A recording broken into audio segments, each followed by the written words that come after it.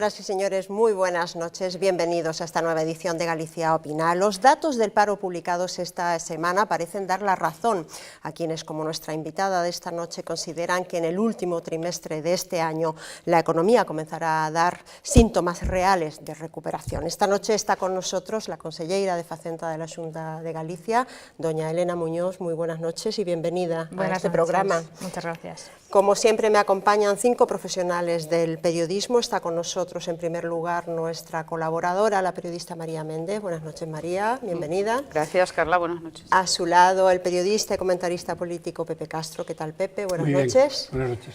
En el otro extremo de la mesa, el presidente de la Asociación de Periodistas de Galicia, don Arturo Maneiro. ¿Qué tal, Arturo? Bienvenido. Muy buenas noches en este fin de día tan caluroso. Ah, que sí, creo que será la noche más calurosa del verano, probablemente.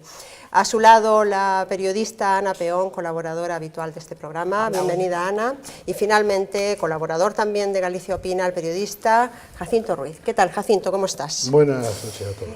Señora Muñoz, los datos de los últimos 4 meses de desempleo, tanto en España como en Galicia, son buenos, son positivos, en todo caso no tan malos como los anteriores.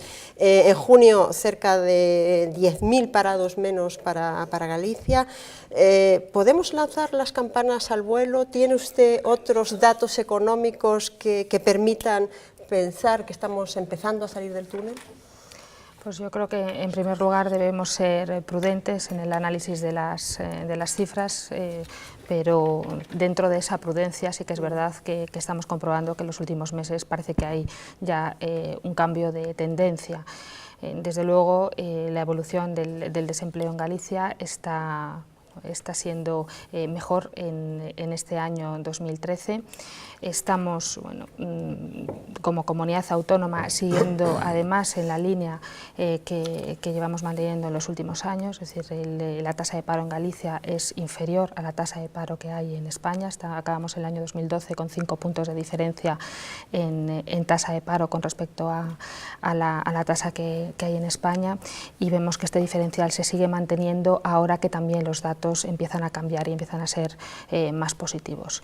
Nosotros esperamos que, de acuerdo con las estimaciones que tenemos de evolución de la economía a lo largo de este año, a medida que avance el año, ese comportamiento de la economía vaya mejorando.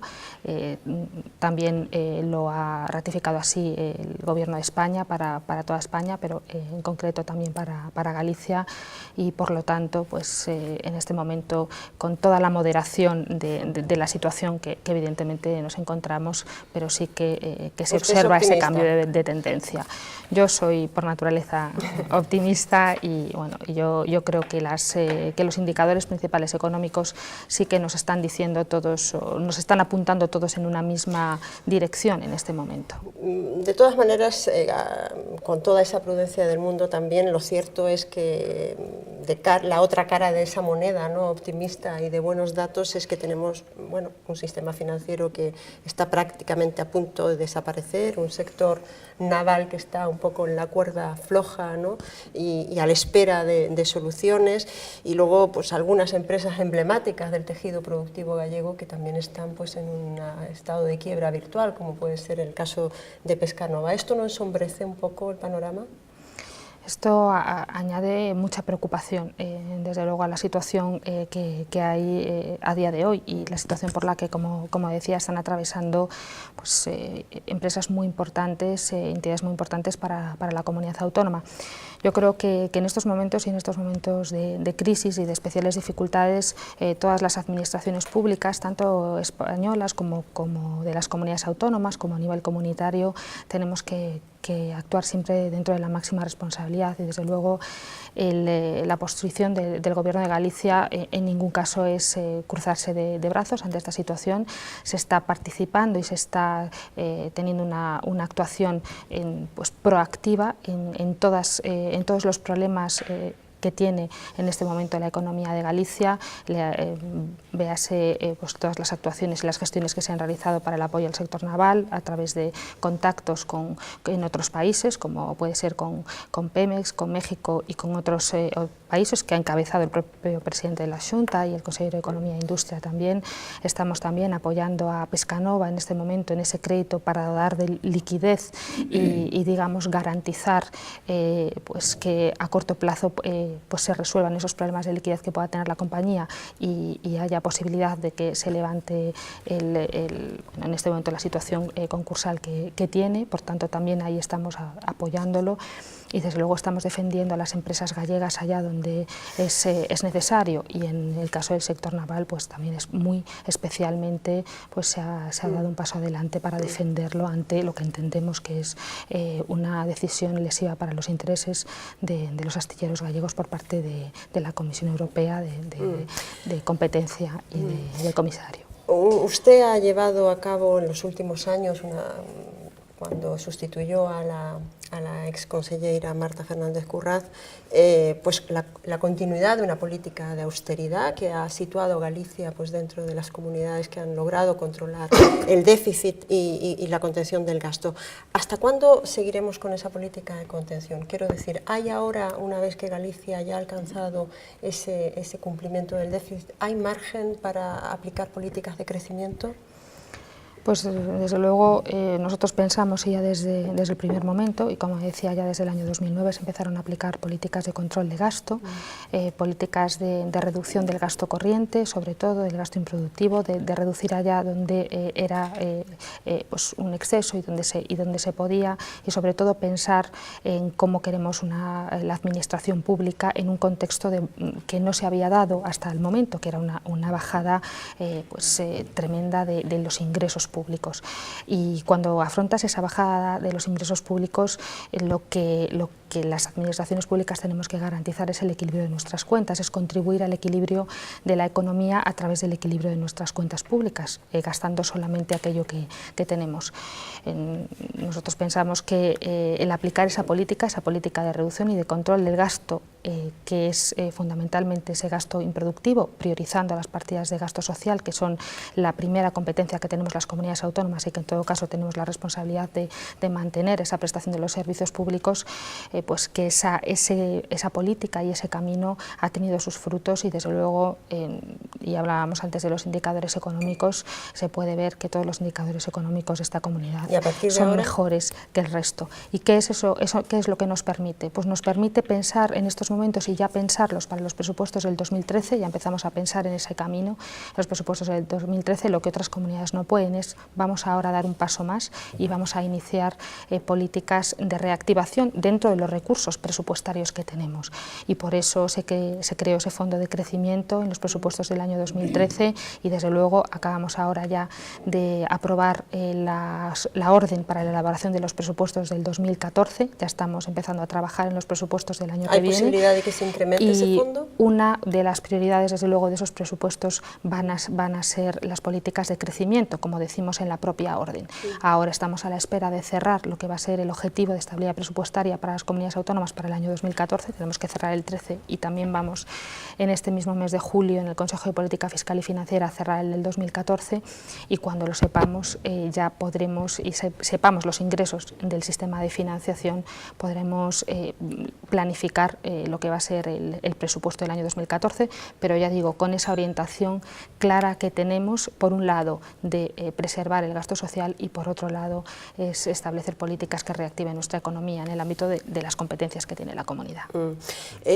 Señora Muñoz, una de las lacras de nuestra economía es evidentemente el fraude fiscal, ¿no? Más de algún analista decía que si aflorara toda esa economía sumergida y además se detuviese ese nivel de fraude fiscal, el sistema económico lo sentiría. En enero de este mismo año se ha puesto en marcha la Agencia Galega Tributaria. ¿Cuál es el balance que hace usted de estos primeros meses, casi más de medio año? Bueno, pues en primer lugar, evidentemente, la lucha contra el fraude fiscal ha sido una preocupación que hemos tenido en los últimos años, muy importante, porque entendemos que la mejor medida y la mejor forma de garantizar la igualdad de todos los ciudadanos es que todos contribuyamos de acuerdo con nuestra capacidad económica al sostenimiento de los gastos públicos y por tanto, todos tenemos que pagar los impuestos y por tanto, hemos desarrollado 2 planes de lucha contra el fraude fiscal en los años 2011 y 2012, con muy buenos resultados. Nos hemos incrementado la deuda detectada en unos 200 millones de euros, lo que nos ha permitido un poco compensar la bajada de los ingresos tributarios y por ese camino vamos a seguir. Desde luego, la creación de la Agencia Tributaria de Galicia es una apuesta por seguir en la lucha contra el fraude, por una mejora en la eficiencia del funcionamiento de la propia Administración Tributaria de Galicia. Nos va a permitir, entre otras cosas, reducir costes de funcionamiento. Vamos a centralizar servicios y actuaciones de control para unificar criterios, para dar mayor seguridad jurídica a todos los ciudadanos, unificando los criterios en los cuerpos de finanzas que tiene la Xunta de Galicia en la Agencia Tributaria y vamos a seguir apostando por la proximidad al ciudadano, por mejorar la información al contribuyente, por seguir ahondando en la prestación de servicios telemáticos a través de las consultas en nuestra web. Tenemos una oficina virtual tributaria que tiene un número de accesos muy importante en la que damos información a todos los ciudadanos. Vamos a crear esos puntos de atención y de información a los ciudadanos en el ámbito tributario, porque entendemos que hay que facilitar al ciudadano el cumplimiento de sus obligaciones tributarias. Bueno, y por facilitar tanto, y crear una cultura también, ¿no? Efectivamente, hay que enseñar en cierta forma y hay que, a veces la normativa tributaria es densa, es difícil y hay que distinguir muy bien el incumplimiento por desconocimiento del incumplimiento voluntario cuando conoces la norma. Por tanto, nosotros vamos a trabajar y estamos ya trabajando desde la Agencia Tributaria de Galicia activamente en esas 2 áreas. Si le parece, abrimos un turno de preguntas a mis compañeros. María, ¿quieres comenzar? Sí, consellera, Galicia ha venido haciendo gala de ser una de las mayores cumplidoras con respecto al criterio del déficit establecido por el Gobierno. A finales de este mes hay una reunión prácticamente decisiva para establecer cuál va a ser el porcentaje de las diferentes comunidades autónomas y todo parece indicar que se va a establecer un poco un baremo a la carta, ¿no? Galicia, en este sentido, por ser cumplidora, ustedes ya lo han dicho más de una vez, reclaman pues, objetivos con criterios específicos para no encontrarse, digamos, en desventaja de otras comunidades que no han sido cumplidoras. ¿Cuál va a ser realmente la posición que sostengan en esa reunión? Pues lo que venimos diciendo desde el momento en el que el Gobierno abrió la posibilidad de déficits asimétricos, es decir, que cada comunidad tuviera un déficit diferente a diferencia de lo que ha pasado en los últimos años. Nosotros no estamos en contra de analizar esa posibilidad, no estamos en contra de abrir esa vía, pero siempre entendiendo que los criterios que se tienen que aplicar para el reparto del objetivo entre las comunidades autónomas tienen que ser criterios objetivos y tienen que ser criterios fundamentados. No puede ser un criterio pues, el que pues una comunidad autónoma pida más que otra, el incumplimiento reiterado por parte de una comunidad o la imposibilidad de ajustar sus gastos a sus ingresos. Esos criterios tienen que estar determinados objetivamente. Estamos convencidos que la vía sigue siendo reducir el déficit público. Tenemos que seguir en esa vía de reducción paulatina, de reducción proporcionada, que entre otras cosas pues a esta comunidad le ha permitido el no tener que hacer esas reducciones abruptas en su déficit que hemos visto que han tenido que hacer en el año 2012 otras comunidades y que han tenido unos efectos tan perniciosos para sus propias economías y lo hemos visto en cómo han evolucionado sus cuentas públicas. Por lo tanto, esa reducción proporcional tiene que seguir realizándose, una reducción paulatina, pero apliquemos unas reglas del juego claras y objetivas para esa distribución. Y si uno de esos objetivos, uno de esos criterios objetivos fuera la deuda que mantienen en estos momentos, por ejemplo, las comunidades del arco mediterráneo, que son las que requieren, por otra parte, mayor posibilidades de contraer mayor déficit, ¿ustedes eso lo verían bien? El tener una deuda en este momento yo no lo veo como un criterio que pueda ser objetivo. Es decir, el hecho de que no hayas sido capaz de controlar tu nivel de déficit o tu nivel de endeudamiento en los últimos años en sí mismo no puede significar un criterio para repartirlo, porque y ahí entramos en un terreno muy complicado de ver en qué medida estás amparando ese comportamiento. Ahora bien, si las comunidades y determinadas comunidades que se han excedido en ese gasto público, pues están demostrando que están en el compromiso firme de reducción del déficit público, que están tomando medidas. Reducir el déficit público no es fácil, y sobre todo cuando lo tienes que hacer de una forma muy rápida, porque hay muchas medidas que puedes tomar pero que no tienen efecto de un día para otro, sino que van a tener efecto en el medio y largo plazo. Por tanto, desde el compromiso, desde la aplicación de esas medidas que son necesarias y desde esa política que se debe de realizar, pues es evidente que hay algunas comunidades que están más necesitadas que otras. Pepe, adelante. Yo también estoy de acuerdo con usted en que la política de austeridad en Galicia dio mucho resultado y nuestra comunidad probablemente esté mejor que otras, que no tiene que hacer ahora un ajuste duro como otras comunidades. Pero frente al ajuste, al éxito del ajuste fiscal, tenemos el déficit del crecimiento económico, de los estímulos a la economía, ¿no? Fíjese, en los últimos tiempos se fueron de Galicia Fadesa, Fenosa, la fábrica de armas que acaba de cerrar en Coruña, Atento, Pórtico, el sistema financiero, que nos vamos a quedar sin él, si Dios o ustedes no lo remedian o no contribuyen a remediarlo.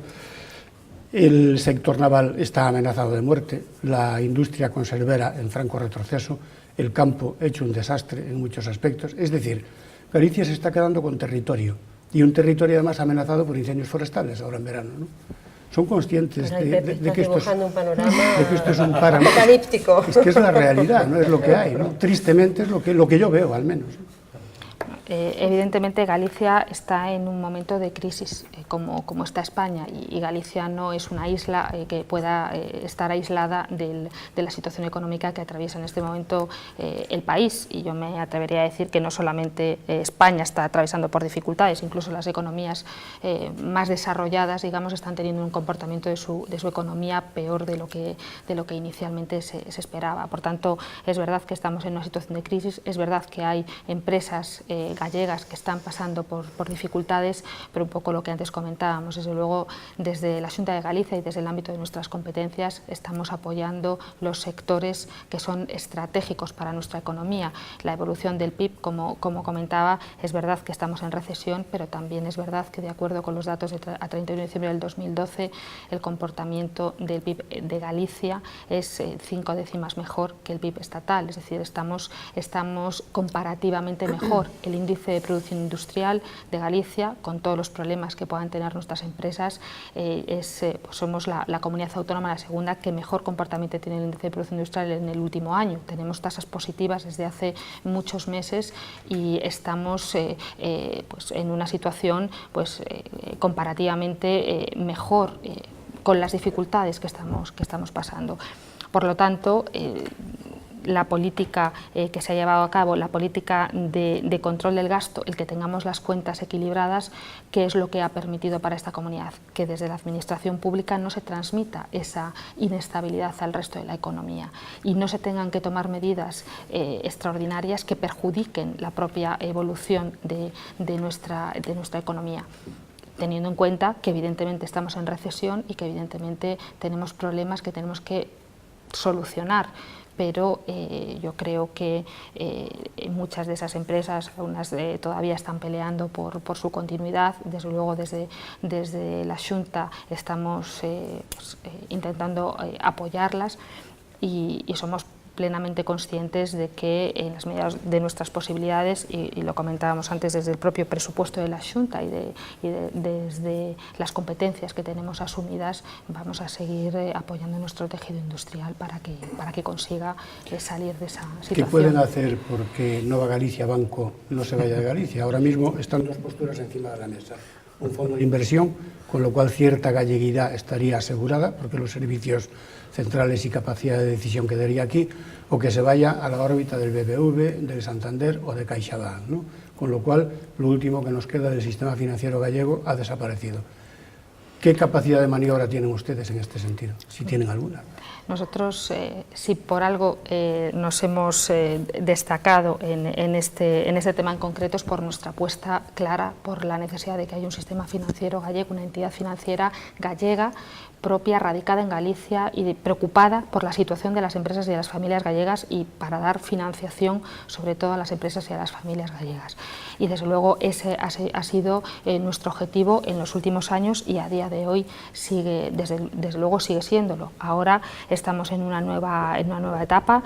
La Xunta de Galicia como tal, cuando se ha transformado las antiguas cajas en bancos, pierde competencia directa sobre la materia, pero eso no quiere decir que no sigamos muy de cerca todas las evoluciones de Nova Galicia Banco.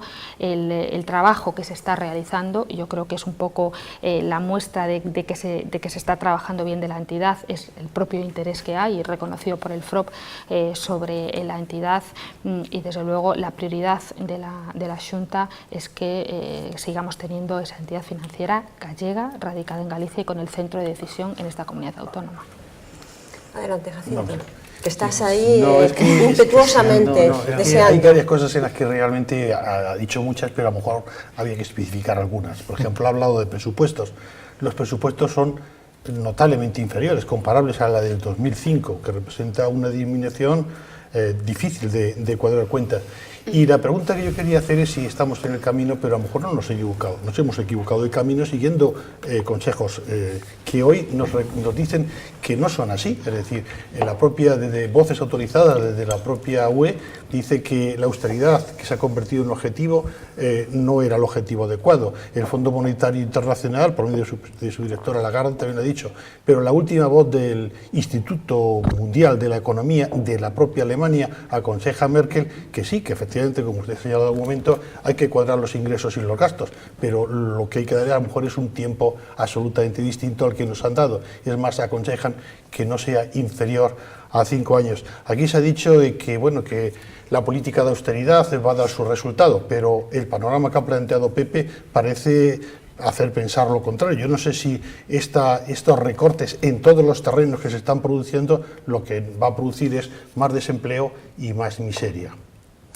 Bueno, nosotros lo que pensamos es que primero tenemos que cumplir, y todas las administraciones, ya sean locales, ya sean autonómicas, ya sea a nivel estatal, cumplir las normas pactadas. Eso es lo primero que tenemos que hacer. El cumplimiento del déficit público, el control del gasto para ajustarlo a los ingresos, es que eso es una necesidad. No se puede hablar y no se puede pensar en políticas de recuperación económica si no tienes controladas las cuentas públicas, si tú no tienes controlado lo que gastas, porque si te gastas más de lo que ingresas y más del déficit que tienes asignado, la consecuencia directa es que no tienes financiación, no tienes con qué pagar ese gasto adicional. Y yo creo que estamos viendo ejemplos claros de otras administraciones, también de las propias comunidades autónomas, en esa actuación a qué es lo que lleva. Por tanto, si se tiene un déficit público, es decir, una financiación aprobada para la realización de tus gastos, tienes que ajustarte a eso. A partir de ahí, cuando tú cumples esa obligación, que es necesaria, porque luego la alternativa es no pagar y la alternativa es llevar a la quiebra técnica a tu comunidad autónoma, que es lo que hemos visto, y por tanto la necesidad de ser rescatada por el propio Estado y de dar financiación. A partir de ese cumplimiento es cuando tienes que empezar a plantear las necesidades concretas que tiene tu economía. Desde luego, desde una comunidad autónoma, lo que tenemos que pensar es que tenemos que cumplir los acuerdos del Consejo de Política Fiscal y Financiera, igual que el Estado tiene que cumplir sus acuerdos con la Comisión Europea, y a partir de ahí negociar lo que el país necesita o negociar lo que la comunidad necesita. Es verdad que en este momento esa contención del déficit, esa reducción del déficit, de acuerdo con las previsiones económicas, hacen ver que hace falta también ya dar paso a esas políticas de reactivación económica, pero no tenemos tampoco que olvidar que hace año y medio este país estaba con un déficit público descontrolado y que estaba también en recesión económica. Por lo tanto, no han sido las políticas de austeridad las que han llevado a España a la recesión económica. En la recesión económica estábamos profunda, habiendo incumplido todos los objetivos de déficit público, habiéndonos extralimitado en nuestros gastos y habiendo excedido por completo el acuerdo. Y eso lo que nos llevó a tener las cuentas descontroladas y a tener una recesión económica muy importante y un nivel de paro insostenible, que es el principal problema que tiene en este momento en nuestro país. En este momento el escenario es otro, hemos hecho muchas reformas que yo creo que seguirán teniendo efecto a medio y largo plazo. Hemos demostrado que podemos controlar nuestro déficit público, que podemos ajustar esos gastos a esos ingresos, y a partir de ahí lo que yo creo que ha hecho el Gobierno de España al plantear el Plan Nacional de Reformas, y así lo ha visto la Comisión Europea y así lo ha autorizado, porque incluso dando más margen de déficit que el propio Gobierno había pedido, es decir, bueno, tú como país tienes ahora credibilidad, has hecho un trabajo, se reconoce ese trabajo, independientemente que haya que seguir haciéndolo, y a partir de ahí vamos a dar un margen adicional de 2 años más para llegar a la senda a la que tenemos que llegar todos los países finalmente, y por tanto vamos, entre comillas, a reconocer esa labor a través de una senda para que tú puedas hacer políticas de reactivación y poder volver al crecimiento económico. Y en ese contexto global, desde luego las comunidades autónomas no tenemos otra vía más que cumplir con los acuerdos con el Gobierno de España, cumplir los acuerdos del Consejo de Política Fiscal y Financiera, porque yo creo que es el mejor servicio que le podemos hacer a nuestros ciudadanos. Y vuelvo a decirlo, con los datos de esta comunidad en la mano, yo estoy absolutamente convencida que ese es el camino correcto y el camino que permitirá que Galicia, a la hora de despegar, sea de las primeras que despegue. Lo que está claro es que las comunidades no tienen más remedio que cumplir los acuerdos del Gobierno de España. En este sentido, recuerdo su antecesora, verdadero martillo pilón del Ministerio de Economía, cuando hablaba precisamente del déficit de las autonomías y pedía mayor moderación y un techo más bajo y menos generoso para el propio Gobierno central. Pero no es eso lo que quería decir. De todo modo, lo que usted tiene que estar conmigo de acuerdo es que no siempre recortar significa ingresar más. Concretamente en Galicia, el año pasado se recordó que había perdido 2.500 millones, me equivoco, exactamente, que había pasado de una deuda no sé si de 4.000 a 12.000 millones o 7.000, casi 8.000 millones de deuda pública. Es que el déficit público hay que financiarlo y se financia con deuda pública. Entonces, claro, lo que no podemos es criticar que no tenemos más déficit público y luego también criticar que tenemos una deuda pública elevadísima, porque el déficit público se tiene que financiar con deuda pública, no claro, hay otra manera de financiarlo. Por lo tanto, y es otro de los motivos por los que, desde luego, nosotros lo que defendemos es que hay que ir a una reducción paulatina del déficit público. ¿Por qué? Porque no podemos seguir sosteniendo estos niveles de deuda pública de las administraciones, porque eso supone unos intereses, gastos de intereses que se están pagando, que detraen recursos de otros destinos que tiene que utilizarlo la administración. Nosotros, por haber controlado el endeudamiento, por haber controlado el precio de nuestra deuda, por habernos podido endeudar en el mercado, cosa que otras comunidades no han podido hacer, somos la comunidad en la que menos se ha incrementado el capítulo dedicado a pagar esos gastos financieros en el presupuesto del 2013. ¿Y eso qué nos permite? Que podemos dedicar más dinero a las actuaciones que realmente interesan a nuestra comunidad. Por lo tanto, la deuda pública hay que controlarla y llegado a determinado momento tenemos que empezar a reducirla. Y por otro efecto que tiene esa deuda pública incrementada, si los bancos se dedican a prestar a las administraciones públicas, no prestan al sector privado. Y en este momento necesitamos que los bancos presten a las empresas y presten a las familias y contribuyan a la reactivación económica, pero esa liquidez adicional es importante que se dirija hacia ese sector privado y que vaya dejando ya al sector público que vaya empezando a reducir ese nivel de deuda. Cuando la reactivación económica se produzca, los ingresos de las administraciones automáticamente se empezarán a recuperar y, por tanto, tendremos menos necesidad de deuda pública y podremos destinar esos incrementos de ingresos a políticas adicionales de crecimiento económico. Ana, adelante. Sí, buenas noches, consellera. Durante las últimas semanas ha desarrollado sus trabajos en el Parlamento de Galicia la Comisión de Investigación sobre las entidades financieras gallegas, una comisión que termina mañana con la comparecencia del presidente de la Xunta y de los máximos responsables actuales de Nova Caixa Galicia. Yo quería preguntarle si usted cree que ha sido útil esta comisión y que ha servido para aclarar aspectos de lo que ha ocurrido con nuestro sistema financiero. Pues yo creo que la Comisión de Investigación está haciendo una labor muy importante en búsqueda del objetivo que es pues que todos los gallegos puedan saber qué es lo que ocurrió en la vida de las cajas de ahorros que llevó a que a la situación en la que finalmente se encontraron. Y en ese sentido yo creo que es muy positivo el trabajo que se está realizando en la Comisión, y desde luego en ese punto la Xunta de Galicia pues, hemos dado toda la información que teníamos, se han enviado toda la documentación que se requirió por parte del Parlamento para que tuviera esa comisión toda la información necesaria para hacer ese análisis. Por tanto, yo lo que espero y lo que espero de esa comisión que concluye mañana, que después tendrá que realizar su informe con las conclusiones fundamentales, es que realmente sirva para aclarar a todos los gallegos qué es lo que pasó, cuáles fueron los errores que se cometieron en su momento en la gestión de las cajas, que sirva también para aclarar qué es lo que pasó en la comercialización de las participaciones preferentes, en esa comercialización indebida de esas participaciones preferentes que está perjudicando a tantos gallegos, y bueno, realmente por qué llegamos a esa situación y analizado desde el contexto y desde el momento en que se estaba en el momento de vida de las cajas, ¿no? ¿Usted cree que se pueden establecer responsabilidades?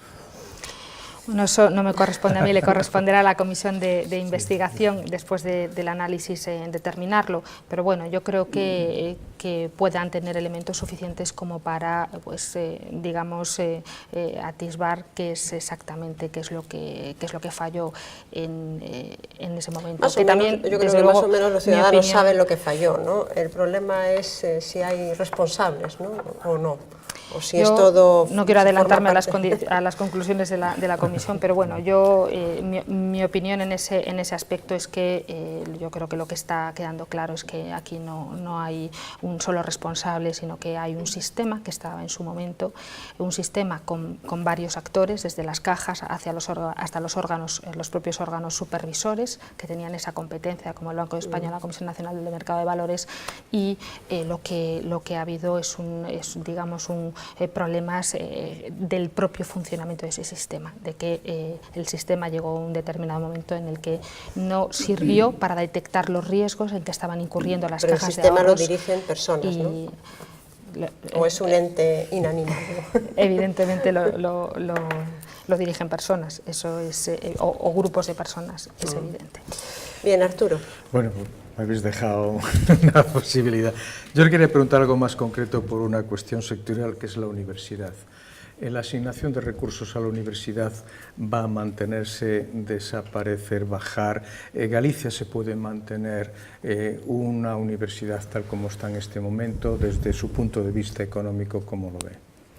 Bueno, nosotros hemos hecho un esfuerzo a lo largo de los últimos años y también en este presupuesto del año 2013 en mantener la financiación de las universidades, porque entendemos que el sistema universitario gallego es importante que siga contando con el apoyo por parte de la Xunta de Galicia, y en ese sentido pues, se firmó un sistema de financiación con las universidades en un momento en el que pues no se sabía cuál iba a ser realmente la evolución que iba a tener la economía y el propio presupuesto público. Lo comentábamos antes, la baja tan importante que ha tenido el presupuesto de la Xunta de Galicia en los últimos años, pero a pesar de esa bajada hemos sido capaces de mantener esa financiación del sistema universitario porque creemos en el sistema universitario. Somos la comunidad que tiene las tasas universitarias más bajas de España. Este año se van a mantener también, no se van a incrementar, y al mismo tiempo estamos fomentando y estamos concediendo becas para que nuestros jóvenes puedan acceder a la universidad. Por lo tanto, desde luego desde la Xunta entendemos que nuestro sistema universitario público se tiene que mantener y es importante también para esta comunidad autónoma. María y Pepe tienen preguntas todavía. María, adelante. Sí, consellera, ahora que se viene discutiendo la implantación de la futura ley de desarrollo local, de reforma de la administración local, en la cual uno de las, cuerpos estelares, ¿no?, de todo el proyecto de ley es evitar las duplicidades de las instituciones y los organismos entre el Gobierno central y los autonómicos. En Galicia apostamos, o parece que hay en proyecto, la creación de la agencia tributaria, ¿no?, autonómica. ¿Qué es lo que va a aportar de más a lo que ya está establecido? ¿Qué fundamentos tiene? Realmente, en el terreno, lo que antes comentaba la directora del programa, de la economía sumergida de altísimo índice, por otra parte, en la comunidad autónoma, también tratará de erradicarlo. ¿Qué ventajas va a aportar? Pues la agencia tributaria tiene, yo creo que un papel fundamental. No podemos asimilar la existencia, la creación de todos los órganos y meterlos, digamos, en el mismo saco a todos, ¿no? Yo creo que la agencia tributaria es un órgano específico, es un órgano especializado, es un organismo necesario en el ámbito de la comunidad autónoma porque tiene la competencia para gestionar los tributos que son competencia de la Comunidad Autónoma de Galicia, en nuestro caso gestionar directamente el impuesto de sucesiones y donaciones, el impuesto de transmisiones patrimoniales y actos jurídicos documentados y el impuesto de patrimonio. Y por lo tanto tiene la máxima competencia y la máxima responsabilidad para garantizar que todos nuestros ciudadanos están pues cumpliendo con esas obligaciones tributarias que decíamos antes. Por lo tanto, desde la agencia tributaria no podemos hablar de duplicidad de funciones con ningún otro organismo, puesto que las competencias de la agencia tributaria estatal están muy delimitadas también en el ámbito de los tributos que son estatales. Lo que sí debe existir, desde luego, es una complementariedad, es una colaboración entre las administraciones. Nosotros estamos colaborando con la agencia tributaria estatal. Un ejemplo ha sido acaba de acabar ahora la campaña de renta y hemos colaborado activamente, pues cediendo personal de la agencia tributaria de Galicia para colaborar en esa campaña de renta y estar físicamente en las dependencias de la agencia estatal tributaria, porque pues estamos convencidos que en estos momentos y desde el ámbito de las instituciones públicas hay que incrementar esa colaboración para contribuir además a pues disminuir las bolsas de fraude. Desde luego, como decía antes, hemos estado peleando y luchando contra el fraude fiscal desde el primer momento, y desde ese convencimiento el que fluya la información entre las diferentes administraciones públicas es muy importante para luchar contra ese fraude fiscal. En estas últimas semanas he estado firmando también convenios con las diputaciones provinciales para mejora de la colaboración y el acceso a la información tributaria por parte de las diputaciones. ¿Por qué? Porque en el momento en el que una diputación hace una contratación pública o concede una subvención, es fundamental que, como administración pública que es, compruebe que con los que contrata están al corriente de sus pagos con las otras administraciones, y por lo tanto, pues para que puedan acceder telemáticamente a esa información, para evitarle trámites innecesarios a los ciudadanos de ir de una administración a otra, que parece que somos todos islas separadas, no tenemos que estar siempre interrelacionados para intentar, pues lo que también decía antes, que es otro de nuestros objetivos en la agencia tributaria, y es mejorar la asistencia a los contribuyentes. Por tanto, nosotros estamos muy satisfechos con la creación de la agencia tributaria de Galicia, y yo creo que sin duda vamos a poder en un plazo de tiempo valorar que se ha incrementado la eficiencia de la administración tributaria en Galicia. Por último, Pepe. Sí, usted misma decía ahora que con respecto a las cajas que hay varios actores en ese desastre, que es un auténtico desastre para el país a nivel nacional y a nivel gallego, ¿no? Todos sabemos que están los gestores, los consejos de administración, el Banco de España, Comisión Nacional del Mercado de Valores, la Xunta de Galicia, a la que usted pertenece, pero hay otros dos actores que yo quería mencionar ahora, que son el Gobierno central en la época de la señora Elena Salgado y con la connivencia del Partido Popular, que tenían una hoja de ruta para dinamitar a las cajas y entregarlas a la banca. Parece que esto está claro, al menos a decir de muchos analistas, ¿no? Mientras esto ocurría en Madrid, ustedes en Galicia estaban planteando la fusión de las dos cajas. Mi pregunta es, ¿No leyeron mal el tiempo y el resultado del partido que se estaba jugando? Bueno, yo creo que la decisión de la fusión de las cajas era la decisión coherente y necesaria si se quería mantener como se quería mantener una entidad financiera gallega, y en ese momento se pensaba en una caja única fusionada gallega de Galicia y con las entidades radicadas en Galicia. Estaba claro en ese momento, y todos los análisis así lo apuntaban, que ninguna de las dos cajas podía continuar en solitario en ese momento, y frente a otras posibilidades que se abrían y que bueno, probablemente a otros actores del proceso les hubiera gustado más en ese momento, desde luego la fusión de las dos cajas era la única opción que permitía mantener esa permanencia en Galicia y esa entidad financiera gallega. El análisis que se hizo en ese momento, con lo que se conocía en ese momento y con la normativa aplicable en ese momento, evidentemente no podía prever el cambio absoluto de escenario que se produjo unos pocos meses después, cuando en una decisión por parte del anterior gobierno de España se eliminan y se bancarizan todas las cajas de ahorro. Evidentemente eso es una decisión que vino a posteriori, que era imposible de prever en el momento en que se tomó esa decisión de fusionar las cajas. Pero en cualquier caso, y una vez transformado en banco, la realidad es que en el sistema financiero español se ha producido una reducción de entidades clara. Yo creo recordar que antes de todo este proceso de integración había unas 55 entidades financieras, ahora quedan sobre 15 aproximadamente, y que una de ellas es Nova Galicia, que es un banco que está en Galicia y una entidad financiera gallega. Por lo tanto, yo creo que... ¿Es bueno, es malo ese nivel de concentración en solo unas pocas entidades financieras?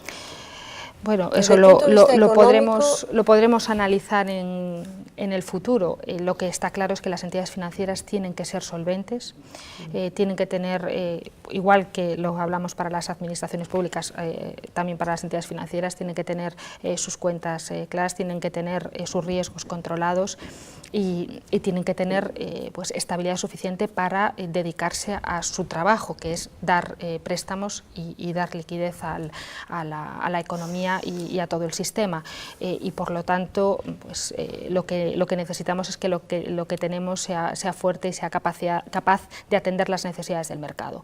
Lo que no podemos decir es que tenemos el sistema financiero más importante y más resistente y más del mundo, y 2 años después descubrir todos los problemas que estábamos teniendo por la propia evolución también de la economía y de las necesidades. Por tanto, es mejor tener menos y realmente saneadas que tener muchas y con muchos problemas que al final no cumplen con la labor que tienen que cumplir. Bueno, la historia lo dirá, ¿no? Dentro de unos meses o dentro de unos años. En todo caso, no se ha cerrado la etapa de Nova Galicia Banco todavía, queda un buen trecho todavía por recorrer. Señora Muñoz, muchísimas gracias por haberse acercado hasta aquí y responder a nuestras preguntas. Ha sido un placer. Muy buenas noches. Buenas noches, muchas gracias a todos. Hacemos una pequeña pausa de un par de minutos y volvemos con el resto de la actualidad del día. Hasta ahora mismo.